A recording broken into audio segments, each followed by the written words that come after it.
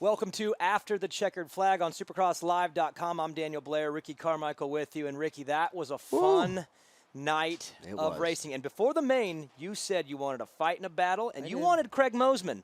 And you got it. I know, it was fantastic. That's what I wanted to see. Those two guys go at it. I mean, I would have been cool if Hunter Lawrence got in there, Joe Shimoda, Vince Freese, heck of a ride. Hated to see him go down, but yes, such an incredible ride. The reason I wanted to see that, because I want to see those two be pressured, not for third, not for fourth, but for the win, those two guys, because I feel like, but with all the riders, I feel like those two guys know that they're the ones battling for the championship. So that's why I wanted to see it. They've kind of separated a little bit. I mean, Lawrence is great, Shimoda, there's a lot of talent, but those two are starting to take off with this thing. And it was a good fight, and Mosman doesn't get the win, but you got to like the way he fought, the way he played the game. And I feel like he learned a lot tonight, and he'll probably apply that. Glendale should be okay. Well, he did learn. There's no doubt about that. And so did Christian Craig. I mean, Christian Craig spent a lot more time, I feel like, behind Michael Mosman than what Michael Mosman spent behind Christian Craig. So there's a couple ways to look at it. Zach was talking a lot about it. Zach thinks that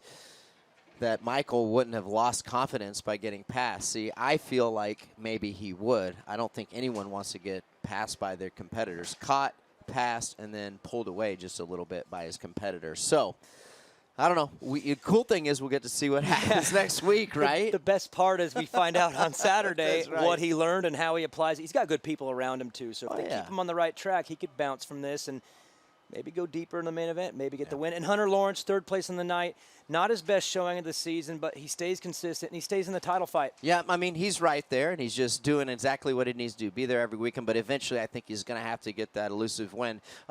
I was down on the track for qualifying practice earlier today, and from the gate, or from the beginning, it looked like he was struggling in the whoops. I mean, the whoops were really, really tough tonight, very slippery, and I mean, from the get-go, he didn't have the speed he needed there. Yeah, tough night for him, but he's still in this thing. He'll bounce back. He's a really hard worker.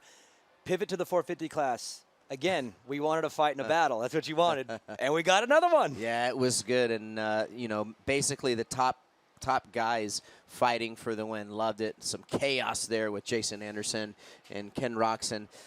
I look back at it, and I don't know. I go back to San Diego when same thing. Kenny overshot the corner after the whoops, and then the next thing you know is Jason Anderson's in there, and Kenny goes down. It's like, did Kenny not anticipate him coming in? And the same thing, Kenny left the door open. He went wide in the sand because that was probably the faster line, but man, he left that inside open. You just have to think that someone like Jason Anderson is going to at least try to make the pass. So I'm surprised. I'd like to hear what Kenny has to say about it. Jason Anderson was a little bit apologetic on there, maybe playing that from a championship standpoint. He don't want to have too many enemies. Don't be mad. Yeah, no doubt. But I think Jason Anderson, he didn't look very impressive in the heat race. So to be able to turn around and walk away after what happened in San Diego and be back second place on the podium, that was great. So I think that those three guys, Eli Tomac, Jason Anderson, and Chase Sexton, they're the three favorite to me right now. And they've shown it for different reasons, right? Jason's been great to start the season. Chase is coming alive, and Eli just warming up. And he's sitting there in second. Anderson makes a mistake, and once Eli got by, it was to the checkered. But that doesn't mean that someone like Malcolm Stewart or even Dylan Ferrandis, I said it on the broadcast, I feel like Dylan Ferrandis is better than what his box score is showing. He's getting his starts are subpar, and he needs to figure that out. If he doesn't, he's going to keep falling back and back and back. But I feel like if he can start up there with Tomac and the boys, I feel like he could contend for wins. Because he's fast in time qualifying practice. Yeah, the speed's there. The top-end speed's there. He just got to be up there. That's right. The hard question, the defending champ, Cooper Webb, are we worried? Yeah, I am, for sure. Okay. You know, he should be worried, I think. Yeah. These guys up here are real. He lost some points tonight. He made a mistake straight up. That was on him. He was jumping the whoops again where the guys that he needs to be beaten are getting on top of him. Those whoops tonight, I think you had to blitz him.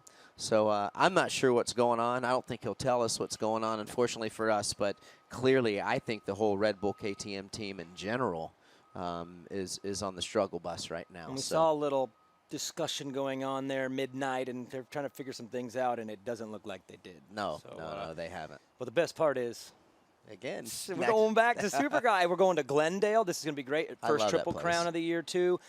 Eli Tomac's really good in Glendale, and now he's got to win that points lead. I mean, there's the storylines. They just keep redeveloping. And you just brought up a good point. So Triple Crown, by the way, I love that format for several reasons. I think it really puts a lot of pressure on the riders and forces them to be at their best 3 times. It's 3 main events for both classes, and it's Olympic scoring. So it's really going to be exciting to see who is the most consistent. Starts is going to become is going to be a huge play. They have shorter time to get the job done. So I mean that it's going to be a true test to see who's the most consistent guy. Yeah, we're going to Glendale, 10 p.m. Eastern. Next Saturday night, it's round 5 of the Monster Energy Supercross Championship from Glendale, and this championship is just warming up. After what we saw tonight, I expect nothing less when we go to Glendale next Saturday night.